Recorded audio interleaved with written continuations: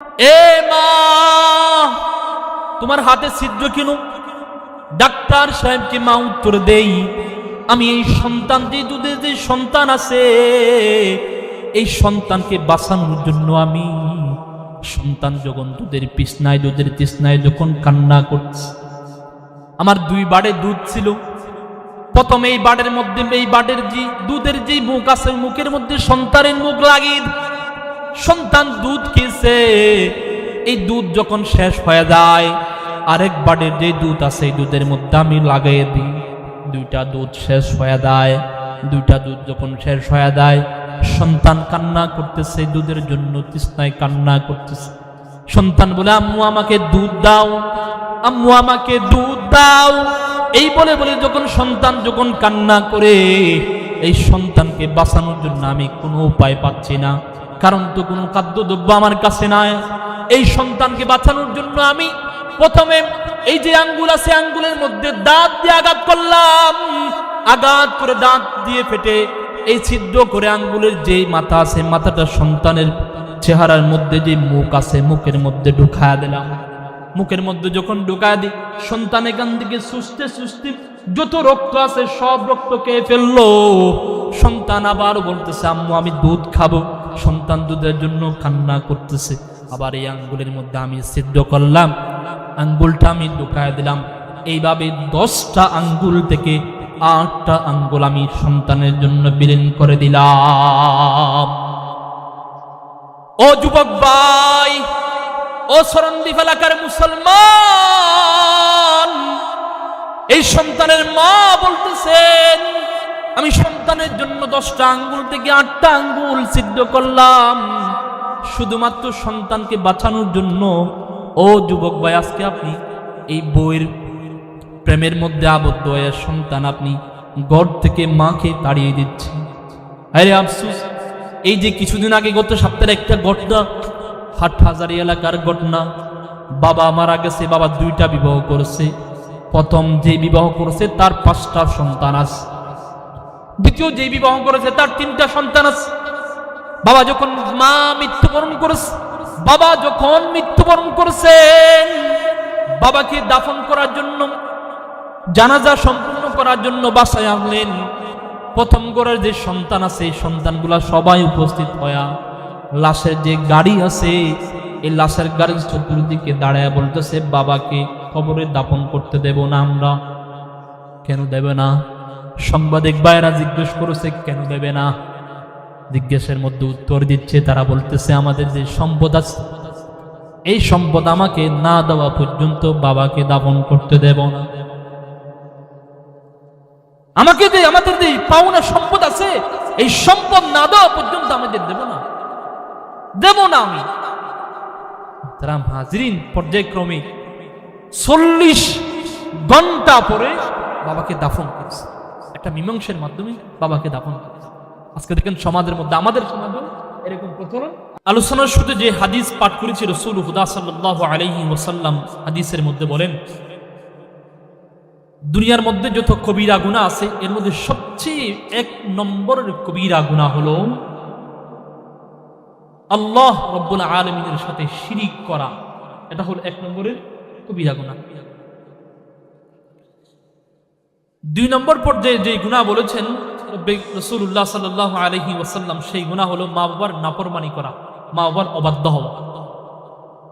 আমার পূর্বে যিনি আলোচনা করেছেন, উনি অত্যন্ত চমৎকার ভাবে এই বিষয় নিয়ে আলোচনা করেছেন। হয়তো আমি একটু করে কানের মধ্যে আওয়াজ শুনতে পেরেছি। মুহতারাম হাজরিন, কবিরা গুনাহ, বড় গুনাহ, যে গুনাহ করলে রব্বে করিম নারাজ। শুধু কবিরা গুনাহ না, সগীরা গুনাহ যদিও বা কোনো বান্দা করে, স্বয়ং রব্বে করিম নারাজ হয়। রাসূল হুদা সাল্লাল্লাহু আলাইহি ওয়াসাল্লাম হাদিসে পাকের মধ্যে বলেন, বান্দা যখন গুনাহ করে, বান্দা যখন কি করে? গুনাহ করে। কেন? যে সমস্ত গুনাহ আছে, যত গুনাহের পথ আছে, এর মধ্যে যেই গুনাহ করুন না কেন আপনি, বান্দা যখন গুনাহ করে চেহারা কালো হয়ে যায়, চেহারা কালো হয় না। এজন্য বাপ, এজন্য মুরব্বী, গুনাহ থেকে বাঁচতে হবে, গুনাহ থেকে বাঁচতে হবে। রাসূলুল্লাহ সাল্লাল্লাহু আলাইহি ওয়াসাল্লাম আরেকটা কথা বললেন, সেই কথাটি হলো জুলমাতান ফিল কলব,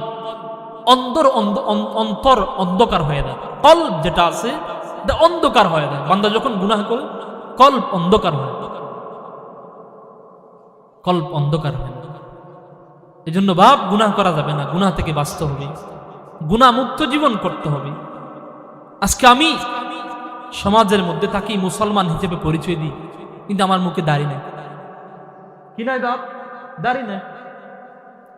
রাসূলুল্লাহ সাল্লাল্লাহু আলাইহি ওয়াসাল্লাম হাদিসের মধ্যে বলেন, এ বাপ, যারা দাড়ি কাটে, বান্দা যখন ঘুমায়, এই ঘুমানো অবস্থায় তার ডায়েরির মধ্যে কোনো গুনাহ লেখা হয় না। যেই বান্দা দাড়ি কাটে, রাসূলুল্লাহ সাল্লাল্লাহু আলাইহি ওয়াসাল্লাম বলেন, সেই বান্দা ঘুমালেও তার আমলনামার মধ্যে গুনাহ লেখা হয়। নাউযুবিল্লাহ, গুনাহ লেখা। আরো ভয়ঙ্কর শব্দ উচ্চারণ করেন রাসূলুল্লাহ সাল্লাল্লাহু আলাইহি ওয়াসাল্লাম বললেন, বান্দা যখন দাড়ি কাটে, সেই স্বয়ং রব্বে করিমের সাথে গাদ্দারি করে, আল্লাহর সাথে গাদ্দারি করে। আল্লাহকে বলে যে, আল্লাহ, ও মালিক, ও গো আল্লাহ, আপনি যে দাড়ি দিয়েছেন আমাকে, দাড়িটা ভালো লাগতেছে না। আমি প্রত্যেক সপ্তাহে দেখেন না আপনি সেলুনের দোকানে গিয়া সেলুন যিনি এই যে মুসি আছে, এই যে নাপিত আছে, এই নাপিতকে আমি যে বলি আমার দাড়ি কেটে দাও, এই যে আমার যে টাকা খরচ, আল্লাহ আপনি দেখেন না এই টাকা যে আপনার আমার থেকে চলে যাচ্ছে, আল্লাহ আপনি আবার করে দাড়ি দিচ্ছেন আমাকে, এই বলে গাদ্দারি করে আল্লাহর সাথে, আল্লাহর সাথে গাদ্দারি করে।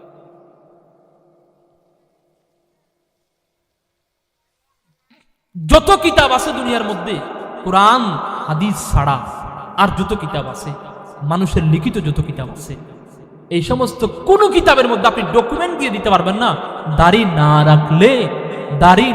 রাখলে ফায়দা আছে, কেউ দিতে পারবে না। বরং সে দাড়ি রাখলে, রাসূলুল্লাহ সাল্লাল্লাহু আলাইহি ওয়াসাল্লাম বললেন, দাড়ি রাখলে ফায়দা আছে। আমাদের চিটাগের ভাষায় একটা প্রবাদ বাক্য আছে, মগ বিদ্ধ হলে দেখতে ভয় লাগে। দেখতে কি লাগে? দেখতে ভয় লাগে। হিন্দু বিদ্ধ হলে দেখতে শখ লাগে। দেখতে কি লাগে? লাগে। মুসলমান বিদ্ধ হলে দেখতে সুন্দর লাগে। সুবহানাল্লাহ, দেখতে সুন্দর লাগে। আমি অল্প কথা বলবো, বেশি কথা বলবো না, আপনাদের কাছ থেকে বিদায় নিয়ে যাব। আমার এরপরের প্রোগ্রাম হলো, আখেরি বয়ান হলো কুতুবদিয়া। আজকেই বয়ান, আখেরি বয়ান কুতুবদিয়া। মুহতারাম হাজিরিন, তো এই প্রবাদ বাক্য আপনি খেয়াল করে দেখেন, লক্ষ্য করে দেখেন, মগ যখন বিদ্ধ হয় তাকে দেখলে ভয় লাগে। কেন তাকে দেখলে ভয় লাগে? এই জন্য তার চেহারার মধ্যে কি নাই? দাড়ি না। তার চেহারার মধ্যে কি নাই? দাড়ি না। হিন্দু বিদ্ধ হলে দেখতে শখ কেন লাগে? তার চেহারার মধ্যে দাড়ি না। তার চেহারার মধ্যে কি নাই? দাড়ি না। মুসলমান বিদ্ধ হলে তাকে সুন্দরী কেন লাগে? তার চেহারার মধ্যে দাড়ি আছে। ভাইয়া দাড়ি আছে তার চেহারার মধ্যে, এজন্য তাকে সুন্দর লাগে। রাসূলুল্লাহ হাদিসের মধ্যে বলেন, বাপ, দাড়িওয়ালা কোন ব্যক্তি যদি, সাদা দাড়িওয়ালা মুরব্বী যদি, সাদা দাড়িওয়ালা কোন যুবক ভাই যদি, কোন বৃদ্ধ বাবা যদি আল্লাহর দরবারে দোয়া করে, রাসূলুল্লাহ সাল্লাল্লাহু আলাইহি ওয়াসাল্লাম বলেন, আল্লাহ শর্মিন্দা হয়ে তাকে মাফ করে দেয়। সুবহানাল্লাহ, তাকে মাফ করে দেয়, তাকে মাফ করে দেয়। এই জন্য দাড়ি রাখবো। যে ভাইরা দাড়ি রাখেন, দাড়ি রাখবো। বা এটা বড় একটা গুনাহ, যে গুনাহ ঘুমের থাকা অবস্থায় হয়, যে গুনাহ ঘুমে থাকা অবস্থায়। আর যত গুনাহ আছে, আরো যত গুনাহের দিক আছে, এই গুনাহ ঘুমে থাকা অবস্থায় হয় না, ঘুমে থাকা অবস্থায় হয় না, ঘুমে থাকা অবস্থায় হয় দাড়ি না রাখলে। এই জন্য ছোট্ট গুনাহ আপনাদের সামনে উল্লেখ করেছি। বিশ্বনবী হাদিসের মধ্যে যে কথা বলেছেন, কাবাইরুল ইশরাকু বিল্লাহি ওয়া উকুকুল ওয়ালিদাইন। আজকে আলোচনার মূল পয়েন্ট হলো উকুকুল ওয়ালিদাইন, মা বাবার অবাধ্য সন্তান। মা বাবার অবাধ্য হলে আল্লাহ রাব্বুল আলামিন নারাজ হন। কোরআনে কারীমের মধ্যে যত আয়াতে কারীমা আছে, প্রায় জায়গায় আল্লাহর হক যেখানেই কথা বলেছেন, সে তারপরেই মা বাবার কথা বলেছেন, তারপরেই মা বাবার কথা বলেছেন। বিশ্বনবী হাদিস যেখানে আলোচনা করেছেন, কবিরা গুনাহের যেখানে আলোচনা করেছেন, তারপরেই মা বাবার কথা বলেছেন। মা বাবা বড় নিয়ামত। মা বাবা বড় নিয়ামত। যাদের মা বাবা আছে বড় নিয়ামত। রাসূলুল্লাহ সাল্লাল্লাহু আলাইহি ওয়াসাল্লাম হাদিসের মধ্যে বলেন, যাদের মা বাবা আছে মা বাবার কাছ থেকে দোয়া না, মা বাবা দোয়া করলে দোয়া আল্লাহর দরবারের সাথে সাথে কবুল হয় না। সুবহানাল্লাহ। বিশ্বনবী হাদিসের মধ্যে বলেন, সালাসু মুস্তাজাবি দাওয়াতিন লা শাক্কা ফি, দাওয়াতুল মাজলুম ওয়া দাওয়াতুল মুসাফির ওয়া দাওয়াতুল ওয়ালিদাইন। নবীজি হাদিসের মধ্যে বলেন, তিন ব্যক্তির দোয়া আল্লাহর দরবার থেকে ফিরত আসে না। এর মধ্যে এক নম্বর হলো মুসাফির, এক নম্বর হলো মাজলুম, দুই নম্বর হলো মুসাফির, তিন নম্বর হলো ওয়ালিদাইন। মুসাফির কোন ব্যক্তি দোয়া করেছে আল্লাহ দরবারে কবুল হয়। মুসাফির কাকে বলে? নিজের গন্তব্যস্থান থেকে, নিজের পাড়া থেকে 47 মাইল দূরে যে ব্যক্তি গিয়ে অবস্থান করবে তাকে বলা হয় মুসাফির। এই দোয়া করলে আল্লাহ দরবারে কবুল হয়। দুই নম্বর মাজলুম, যার উপর অন্যায়ভাবে জুলুম করা হয়েছে, সেই দোয়া করলে আল্লাহ দরবারে কবুল হয়। তিন নম্বর বললো বিল্লুল ওয়ালিদাইন, এই ওয়ালিদাইন মা বাবা যদি দোয়া করে আল্লাহ দরবারে সাথে সাথে কবুল হয়ে যায়। সুবহানাল্লাহ, সাথে সাথে কবুল হয়। মা বাবার দোয়া নিয়েন, বাপ যাদের মা বাবা আছে মা বাবার দোয়া নিয়েন। মা বাবা কষ্ট দিয়েন না, মা বাবা কষ্ট দিয়েন না, মা বাবা কষ্ট দিয়ে আমলকে বরবাদ করিয়েন না, বাবা আমলকে বরবাদ করিয়েন না। আমি ছোট্ট একটি ঘটনা যুবক ভাইদেরকে শেয়ার করার জন্য আমি কথাটা বলি। প্রায় সময় এক যুবক ভাই আমার কাছে ফোন দিয়া, মালয়েশিয়া প্রবাসী ভাই আমার কাছে ফোন দিয়া বলে, হুজুর আপনার একটা মা বাবার একটা আলোচনা শুনছিলাম, খুব ভালো লাগছে। বিগত বছর একটা আলোচনা করছিলাম আমি আমার মসজিদে, আলোচনাটা শুনে অনেক ভালো লাগছে হুজুর। তা আমি আপনাকে আমার দুইটা কথা শেয়ার করতে চাই। বলেন ঠিক আছে, বলেন আপনি। বলেন আমি যখন 4 বছর প্রবাস জীবন কাটছি, প্রবাস জীবন কাটে যখন আমি যখন বাসায় আসবো, বাসায় আসার সময় আমার আসার আগে আমার স্ত্রীকে আমি ফোন দিছি। স্ত্রীকে বললাম, এই স্ত্রী, এই প্রিয়তমা, তোমার কাছে কি লাগবে বলো। স্ত্রী আমাকে বিশাল বড় একটা লিস্ট হোয়াটসঅ্যাপের মধ্যে পাঠায় দিল। মুহতারাম হাজরিন, ও সরণদ্বীপ এলাকার মুসলমান শুনে রাখো, স্ত্রী যখন হোয়াটসঅ্যাপের মধ্যে লিস্টটা যখন পাঠিয়ে দেয়, আবার বললাম, আমি স্ত্রীকে বললাম আমার সন্তান আছে, সন্তানকে তুমি মোবাইলটা দাও।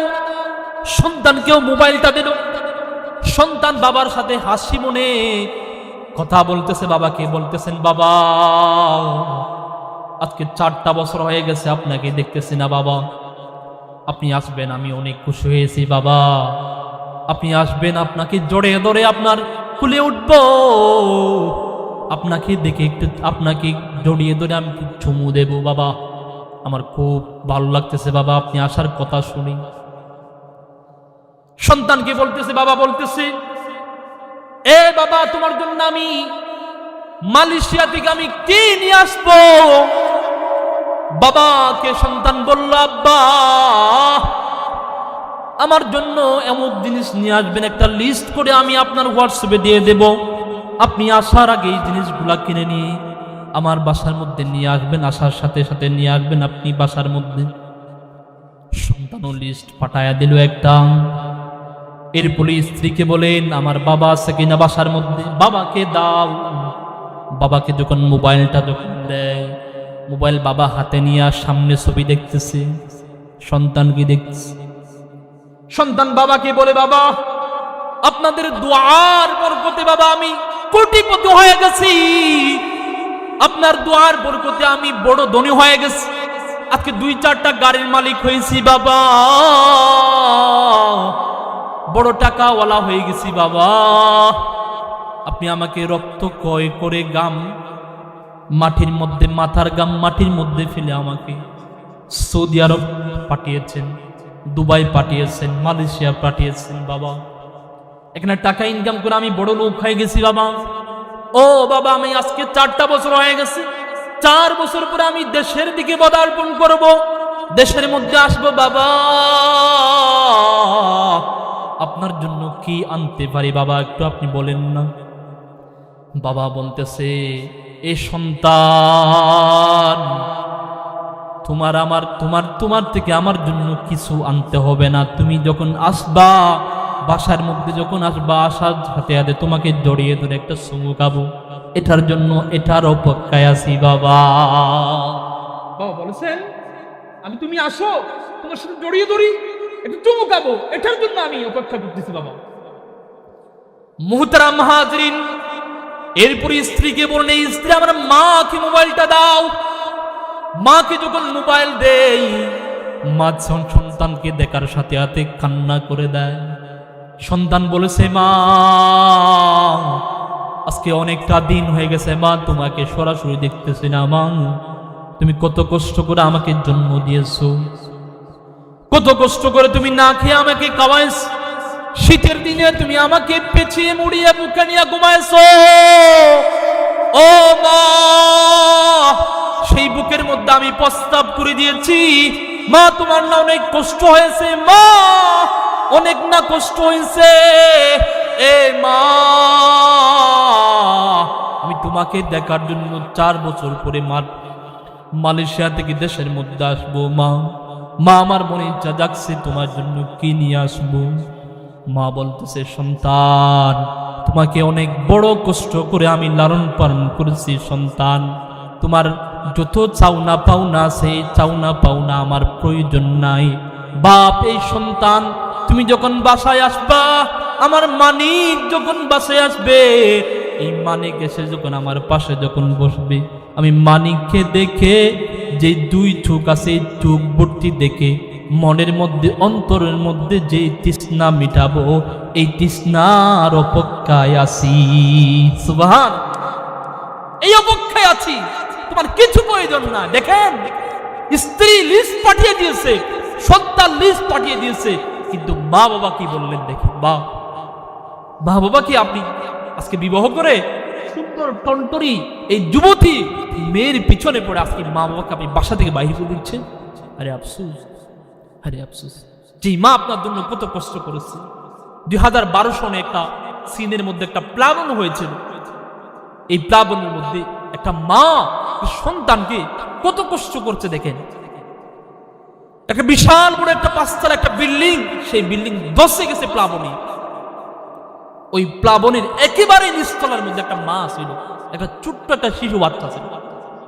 শিশু বাচ্চাকে কুলে নিয়ে মা এখানে 10 দিন পর্যন্ত এখানে থাকছে। 10 দিন কোনো খাবার নাই, কোনো পিনা নাই, কোনো কিছু নাই, কোনো কিছু নাই। 10 দিন পরে সেখান থেকে তাকে বাহির করছে জীবিত, বাহির করে হসপিটালে নিয়ে গেছে। হসপিটালে যখন নিয়ে যায়, ডাক্তার সাহেবরা যখন ট্রিটমেন্ট যখন নিয়ে যায়, হাত যখন সামনে দেয়, কেননা ঢুকানোর জন্য চেষ্টা করে মাকে, হাত যখন দিতে বললেন, হাত দিচ্ছে মা। দেখতেছে মায়ের যত আঙ্গুল আছে, এই আঙ্গুলের প্রত্যেকটা আঙ্গুলের মাথার মধ্যে ফাটা ছিদ্র, প্রত্যেকটা আঙ্গুলের মাথার মধ্যে কি ছিদ্র। ডাক্তার সাহেব জিজ্ঞেস করে, মা, বিশ্বনবী রাসূলুল্লাহ সাল্লাল্লাহু আলাইহি ওয়াসাল্লাম হাদিসের মধ্যে বলেন, قال النبي صلى الله عليه وآله وسلم من أحق الناس بحسن صحابتي। নবীজির কাছে একজন সাহাবী গিয়া বলেন, ইয়া রাসূলুল্লাহ, দুনিয়ার যত মানুষ আছে, এই মানুষের মধ্যে সবচেয়ে ভালোবাসা পাওয়ার যোগ্য কোন ব্যক্তি? রাসূলুল্লাহ সাল্লাল্লাহু আলাইহি ওয়াসাল্লাম প্রথম নম্বরে বললেন, ক্বালা উম্মুকা। আল্লাহর নবী বললেন, 1 নম্বরে বললেন মা। 2 নম্বরে আবার জিজ্ঞেস করলেন, ক্বালা সুম্মা মান, এরপরে কে? সাহাবী যখন জিজ্ঞেস করলেন, সাহাবী বললেন, এই কথা যখন জিজ্ঞেস করলেন, রাসূলুল্লাহ বললেন, দ্বিতীয়বার বললেন মায়ের কথা, ক্বালা উম্মুকা। আবার জিজ্ঞেস করলেন, সাহাবী বললেন, ইয়া রাসূলুল্লাহ, 3 নম্বরে আমার দুনিয়ার মধ্যে সবচেয়ে ভালোবাসা পাওয়ার যোগ্য ব্যক্তি কে?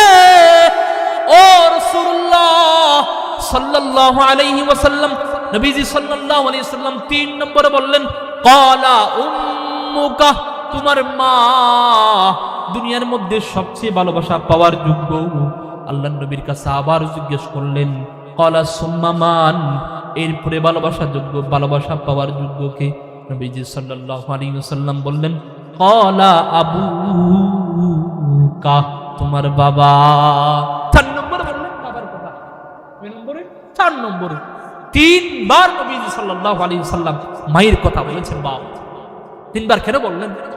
প্রশ্ন আসে না? এই 3 বার প্রশ্নের উত্তর হলো, মায়ের 3টা কষ্টের দিক আছে। এই কষ্টের দিক, এই কষ্টের বাগ দুনিয়ার কোনো ব্যক্তি নিতে পারে না, দুনিয়ার কোনো ব্যক্তি নিতে পারে না। এক নম্বর কষ্ট হলো সন্তান যখন গর্ভে আসে, সন্তান যখন গর্ভে আসে, এই গর্ভের মধ্যে যে কষ্টগুলা ভোগ করতে হয়, এই কষ্টের বাগ দুনিয়ার কোনো বান্দা নিতে পারে না, দুনিয়ার কোনো বান্দা। 2 নম্বর নবীজি সাল্লাল্লাহু আলাইহি ওয়াসাল্লাম বললেন, দ্বিতীয় নম্বরের দিক হলো সন্তান যখন প্রসব বেদনা করে, জন্ম দেয়, ওই সময় যে কষ্ট হয়, এই কষ্টের বাগ দুনিয়ার কোনো বান্দা নেয় না। 3 নম্বরে নবীজি সাল্লাল্লাহু আলাইহি ওয়াসাল্লাম বললেন, এই যে 3 নম্বরের কষ্টের বাগ হলো সন্তানকে ছোট থেকে বড় করা, যে একটা ছোট বাচ্চাকে কত কষ্ট করে লালন পালন করতে হয়, এই কষ্টের বাগ দুনিয়ার কোনো বান্দা নেয় না। এই জন্য নবীজি সাল্লাল্লাহু আলাইহি ওয়াসাল্লাম 3 বার মায়ের কথা বলেছেন, সুবহানাল্লাহ। ওগো মা তুমি এই পৃথিবীর শ্রেষ্ঠ নিয়ামত, তোমারই পদতলে রয়েছে জান্নাত। ওগো মা তুমি এই পৃথিবীর শ্রেষ্ঠ নিয়ামত, তোমারই পদতলে রয়েছে জান্নাত। এই পৃথিবী থাকতো গো মায়া মমহীন, এই পৃথিবী থাকতো গো মায়া মমহীন, এই পৃথিবী থাকতো গো ফুলো পাখিহীন, যদি না পেত মায়ের, যদি না পেত মায়ের আদরের হাল, যদি না পেত মায়ের আদরের হাল। ওগো মা তুমি এই পৃথিবীর শ্রেষ্ঠ নিয়ামত, তোমারই পদতলে রয়েছে জান্নাত, তোমারই পদতলে রয়েছে জান্নাত। কথা বলেন ঠিক কিনা? মা বাবার পায়ের নিচে সন্তান, এজন্য বাপ বৃদ্ধ যারা আছে, রাসূলুল্লাহ সাল্লাল্লাহু আলাইহি ওয়াসাল্লাম হাদিসের মধ্যে বলেন, বাপ যাদের মা বাবা বৃদ্ধ হয়ে গেছে, যাদের মা বাবা বৃদ্ধ হয়ে গেছে, তাদেরকে সম্মান করো, তাদেরকে সম্মান করো, তাদেরকে বাসা থেকে তাড়িয়ে দিও না। আজকে দেখা যায় আমাদের সমাজে, শহরে নগরে বিভিন্ন জায়গায় বৃদ্ধাশ্রম, একটা সন্তান তার মাকে বৃদ্ধাশ্রমে নিয়ে যাচ্ছে। সন্তান, সাংবাদিক ভাই রিপোর্ট করেছে, সন্তান তার মাকে বৃদ্ধাশ্রমে নিয়ে যাচ্ছে। ঢাকা শহরের ঘটনা। নিয়ে যাওয়ার পথে তার সাথে তার যে ছোট বাচ্চা আছে, নাতি, ছোট বাচ্চাকেও সাথে নিয়ে যাচ্ছে, ছোট বাচ্চাকেও সাথে নিয়ে বৃদ্ধাশ্রমে যখন কাছে যখন যায়, ছোট বাচ্চা বাবাকে জিজ্ঞেস করে, আব্বু আব্বু আমার দাদুকে কোথায় নিয়ে যাচ্ছে? বলতেছে, এই যে বৃদ্ধাশ্রম দেখতেছো না, বৃদ্ধাশ্রমে নিয়ে যাচ্ছে। ছোট বাচ্চা বাবাকে আবার জিজ্ঞেস করে, আব্বা, ওগো আব্বু, আপনি আমার দাদুকে বৃদ্ধাশ্রমে কেন নিয়ে যাচ্ছেন? ছোট বাচ্চা জিজ্ঞেস করে, বৃদ্ধাশ্রমে কেন নিয়ে যাচ্ছেন? এই ছোট বাচ্চাকে বাবা বলতেছে, তোমার দাদু বৃদ্ধ হয়ে গেছে না, যদি তারা বৃদ্ধ হয়ে যায়, যদি কোনো মানুষ সমাজে বৃদ্ধ হয়ে যায়, তাদেরকে বাসায় রাখার স্থান নেই, তাদের জায়গা হলো কোথায়? বৃদ্ধাশ্রম। এজন্য এই দাদুকে বৃদ্ধাশ্রমে নিয়ে যাচ্ছে। সন্তান ডাক দিয়ে বলে, আব্বা, ওগো আব্বু, আপনাকে বলতেছি বাবা, আপনিও যখন বৃদ্ধ হবেন, আপনি যখন বৃদ্ধ পদার্পণ করবেন, তখন আপনাকেও এই বৃদ্ধাশ্রমে আমি রেখে আসবো, বৃদ্ধাশ্রমে আমি রেখে আসবো। মুহতারাম হাজিনের জন্য বাপ, মা বাবা যাদের আছে তাদেরকে সম্মান করবেন, মূল্যায়ন করবেন। রাসূলুল্লাহ সাল্লাল্লাহু আলাইহি ওয়াসাল্লাম হাদিসের মধ্যে বলেছেন, আল কাবাইরুল ইসরাফ বিল্লাহি ওয়া উকুকুল ওয়ালিদাইন ওয়া কাতলুন নফস। আল্লাহ নবী হাদিসের মধ্যে বলেন, কবিরা গুনাহ, সবচেয়ে বড় কবিরা গুনাহ, 1 নম্বর হলো আল্লাহর সাথে শিরিক করা, 2 নম্বর কবিরা গুনাহ হলো মা বাবার অবাধ্য হওয়া। এজন্য রাসূলুল্লাহ সাল্লাল্লাহু আলাইহি ওয়াসাল্লামের এই যে হাদিসটি পড়েছি, কোরআন থেকে যে আয়াতে কারিমা তেলাওয়াত করেছি, এই যে গুরুত্বপূর্ণ কয়েকটা কথা আমি আপনাদের সামনে আলোচনা করেছিলাম, এই আলোচনাগুলো আমাকে আমল করার জন্য তৌফিক দান করুক, আপনাদেরকে আমল করার জন্য তৌফিক দান করুক। ওয়া আখিরু দাওয়ানা আলহামদুলিল্লাহি রাব্বিল আলামিন। আসসালামু আলাইকুম ওয়া রাহমাতুল্লাহি ওয়া বারাকাতুহু।